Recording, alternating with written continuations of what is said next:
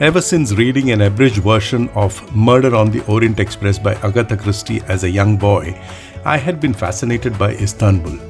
Christie's description of the Tokatlian Hotel, where the famed Belgian detective Hercule Poirot stayed, and its opulence is inimitable.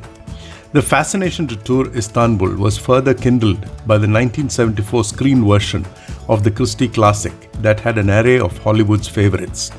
A few lessons in the world history pre-university classes on the Ottoman Empire and its eminence served as a catalyst to jot down Turkey as a must-travel-to country in my dreams list. Despite being to 47 countries and relentless globe-trotting since 2014, Turkey never happened. In July of 2021, I came across the heartening news that Turkey had opened its borders to vaccinated foreign travelers. I did not bother to check anything else, and I took the Turkish visa online. It was the easiest visa I have obtained thus far. If one has a valid US visa, one can obtain the online Turkish visa in less than 5 minutes by paying a visa fee of $44. The visa validity is 6 months. I had booked initially with Etihad at a decent rate of 57,500 rupees for the round trip between Chennai and Istanbul. They kept cancelling flights for the dates I wanted to travel, and finally I jettisoned Etihad and switched to Qatar Airways. In these uncertain times, I would recommend the intermediation of a reliable travel agent, for they can swing the best deals, date changes and even airport changes. I read through a lot of material on the internet and chose places to visit and attractions to savor. Of course, a 19-day trip is neither enough to travel to places I should, nor was I going to see all there is to see in that magnificent country. I had read reports of travelers returning to Turkey many times over, some even yearly. That is the attraction of the country. You get drawn in by the cuisine, the culture, its history, and most importantly, the hospitality of its people.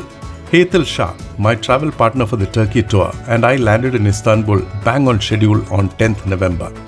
As we exited the Aero Bridge, there was a lady with placards with our names on them. Mercifully, it was only for verifying the COVID protocol documents that was completed soon enough. The immigration process was handled quickly and we exchanged currency at the airport at 9.5 Turkish lira to 1 USD. The airport shuttle bus, called Hava Bus, is the cheapest way to get to the city. At the exit gate was a signage to the Hava Bus terminal. We sought out the bus going to Taksim, deposited the bags and took seats in the bus. What amazed us as we drove out of the airport was the top-class road infrastructure. Turkey has more than 70,000 kilometers of highways. The roadways are lane-defined, electronically tolled, and superbly surfaced. As we neared the bigger centers, the traffic snarls began.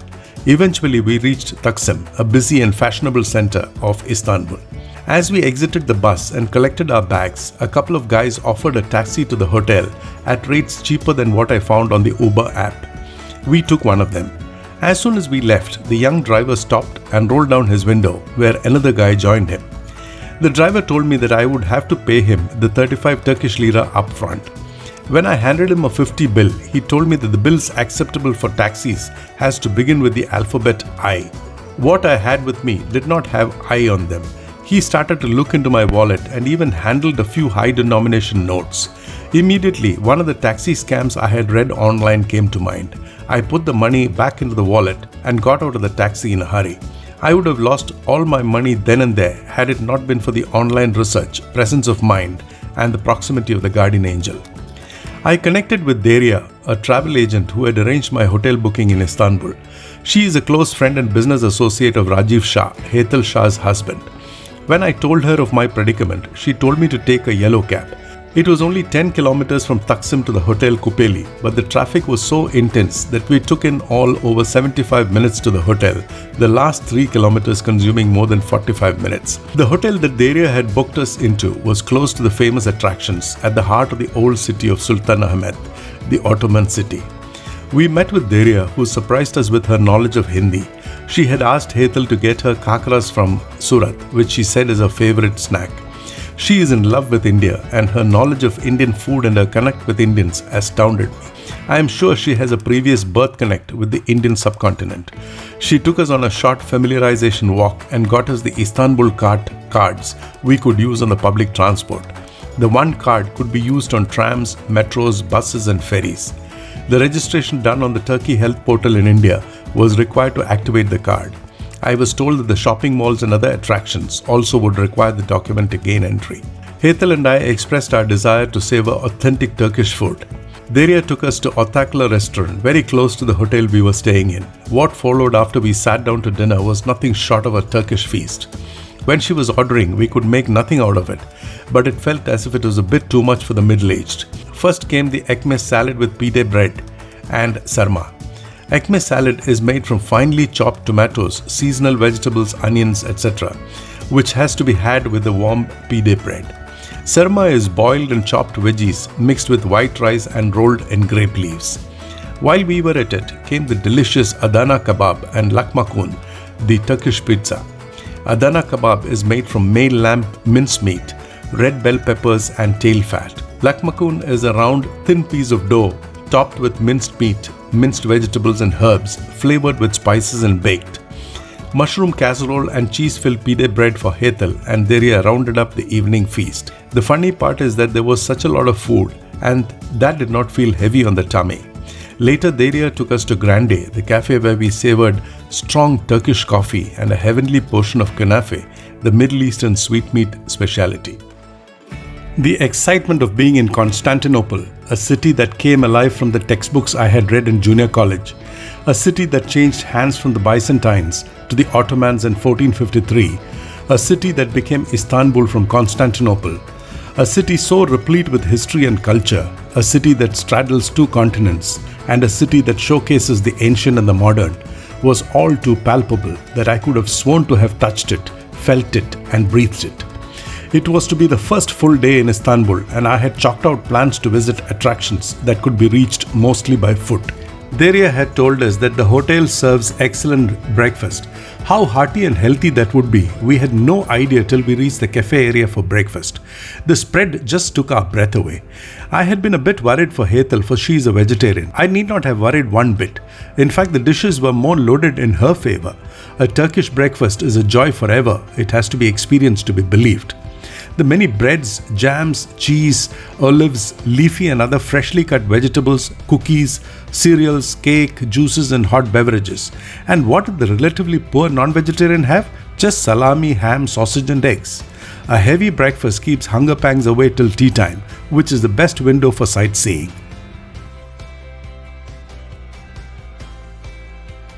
The Column of Constantine was within 500 meters of the hotel. The honorific column was built in 328 AD for Emperor Constantine to commemorate the dedication of Constantinople.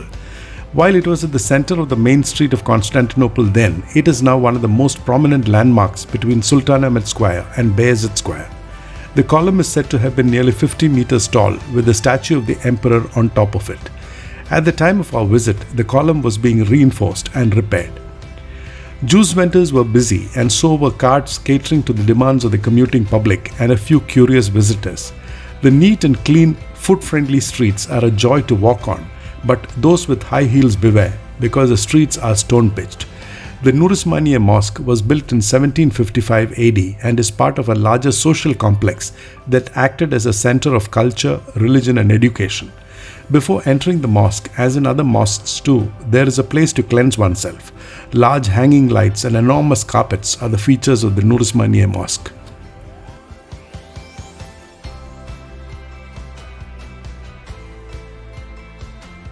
The well-maintained streets with manicured hedges and benches to relax help to ease any strain of walking uphill. Istanbul is a hilly city.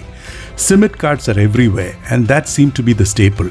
People can be seen walking around munching on the baked dough, dipped in water, sweetened with molasses and coated in sesame seeds. A peculiarity of the city we noticed within the day of arriving is the proliferation of cats. They are everywhere, in shops, monuments, streets, houses, windows, name it and they are there. Naturally, there are pet food vending machines too that people use to provide food to even strays. On the way to the Sultanahmet Square is the 15th century Firuz Aga Mosque, built by the treasurer of Sultan Beyazıt. At the head of the present-day Sultanahmet Square is a German fountain monument erected in 1898 to represent a strong German-Turkish relationship. Emperors brought artworks from all over to adorn the center of the hippodrome, the Spina. Some of them have been excavated and displayed in the hippodrome. The serpent column, formerly known as the sacrificial tripod of Plataea, was cast to celebrate the victory of the Greeks in the Persian Wars of the 5th century BC. Emperor Constantine ordered the monument to be moved from Delphi to be set in the middle of the hippodrome. Theodosius the Great brought an obelisk from Egypt in 390 AD to be erected inside the racing track. The obelisk in pink granite was originally installed in the temple of Karnak in Luxor in 1490 BC. The other obelisk in the hippodrome is the walled obelisk, which was built in the 10th century out of hewed stones. Originally covered with bronze plaques, they were stripped during the Crusade. The Blue Mosque or the Sultan Ahmed Mosque was built between 1609 and 1617. The mosque derives its name from the blue tiles that cover the interior of the mosque. The blue and turquoise colored tiles form more than 20,000 panels. At the main entrance to the Blue Mosque, women have to cover their heads, all have to be modestly dressed, and footwear has to be taken off. Unfortunately, much of the Blue Mosque was under maintenance and restoration during our visit. The central part of the mosque was open for prayer, so was the mihrab and the women's prayer section. The Arista Bazaar by the side of the Blue Mosque has many shops selling carpets, tiles, ceramic ware, leather products, souvenirs, teas, and Turkish Delight. An aresta is usually a series of shops built beneath or near a mosque, the rent from which provides for the maintenance and repair of the mosque. The Aresta Bazaar that had fallen on poor times was restored during the tourist boom of the late 20th century. It is now one of the most visited tourist places in Istanbul. There are several open-air cafes and restaurants that play highly amplified Turkish music. As soon as we stepped into the bazaar area, we were solicited by many salesmen who spoke decent English. One of them was Yusuf at Enes Selva, who abandoned his meal to take us through his shop. He first offered us various flavored teas that opened our eyes. The sheer variety floored us. So did the large section of Turkish delights, chocolates, perfumes, and souvenirs. We had plenty to drink and eat before buying quite a bit from the shop. The Mosaic Museum houses mosaics excavated in the early part of the 20th century. The most prolific mosaic art seemed to belong to the Byzantine Empire of the 5th to 8th century AD. The courtyard of the museum is a treasure trove of excavated artifacts of the Byzantine period. I was particularly struck by antique drinking water fountains with taps in the museum. The guards told us that they use the water to make their tea. Facing the Hagia Sophia and the Sultan Ahmed Square is the mausoleum of Sultan Ahmed I, who ascended the throne at the age of 13 and died at the age of 27. The Blue Mosque is his legacy to the world. Buried along with him in the mausoleum is his wife, sons, and their sons. The Holy Hagia Sophia Grand Mosque, formerly the Church of Hagia Sophia, was built in 537 AD as a patriarchal cathedral of the grand city of Constantinople. It was the largest church in the whole of the Byzantine Empire and the Eastern Orthodox Church. The architecture of Hagia Sophia is considered to be the apogee of Byzantine architecture. Since then, several churches and mosques all over the world have been modeled on it. After the fall of Constantinople, the church was converted into a mosque by adding minarets and a mihrab and doing away with mosaics, icons, altar, baptistry, and the bells. Kemal Atatürk established it as a museum to maintain it as a secular monument. However, under the current president, it opened as a mosque in 2020.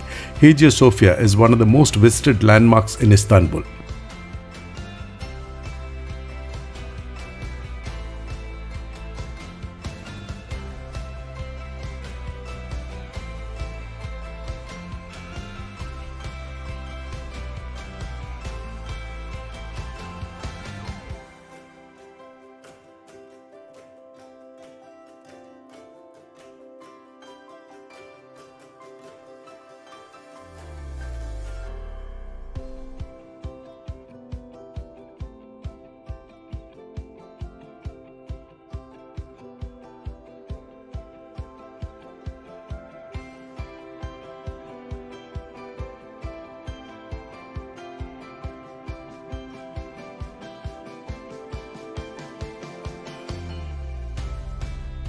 The Topkapi Palace served as the residence and administrative center of the Ottoman sultans from the 15th to the 19th century. The elaborate grounds of the palace holds 4 courtyards, the harem and the treasury. The most famous exhibits in the palace museum are the Topkapi dagger, on which a movie Topkapi was made in 1964, and the Spoonmaker's diamond. The queue to buy tickets was so humongous that it kept us away from those areas accessed by the ticket, including the treasury and the harem. We strolled the large gardens admiring the Hagia Irene, the first church in Istanbul predating the Hagia Sophia. It continues to be a church and is now a museum. From the Topkapi Palace, we were drawn by the turquoise blue waters of the Bosphorus to its shores. It was a fair walk along cobblestone streets, passing the Theodosian defense walls to the magnificent shoreline of European Istanbul. Being a bright day, the views across to the Asian side was clear too. What stunned us was the clear water and the many floating jellyfish. The Ahirkapi Pier is now used for Bosphorus boat rides. The compelling reason for a boat ride on the Bosphorus is to get eyefuls of many historical works dating from the Ottoman and Byzantine periods while traversing a part of the 32-kilometer straits. The Bosphorus Straits is the narrowest straits in the world that is used for international navigation. The Ahirkapi Pier has a history that dates back to the 16th century. The feared naval commander of the Ottoman Empire, Redbeard or Barbarossa, used the pier to replenish supplies and get his men on board. The 2-hour boat ride from Ahirkapi Pier cost €20 per head with Turkish and English commentary. There were seats on the deck and inside. We chose the deck seats to get better views of the historic sites. The sights were clear as it was around 4 p.m. when we cast off. As the tour went on, the chill winds drove us inside intermittently. A complete video of the Bosphorus ride is available separately, the link of which is in the description to this video.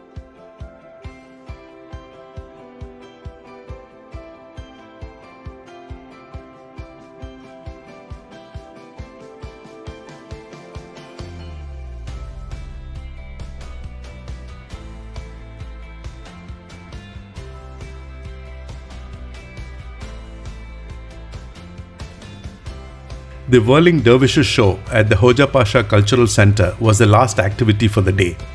The Hoca Pasha Cultural Center is a 15th century hammam transformed to showcase some of the country's traditions under its high domes. The center stages both the whirling dervishes show as well as Turkish dances. A certain understanding of the Mevlana Sufi tradition, founded by the poet-philosopher Rumi in the 13th century, is a must to appreciate the show. The Sima, as it is called, symbolizes the elevation of the human soul by releasing the ego to become enlightened and thus become united with God.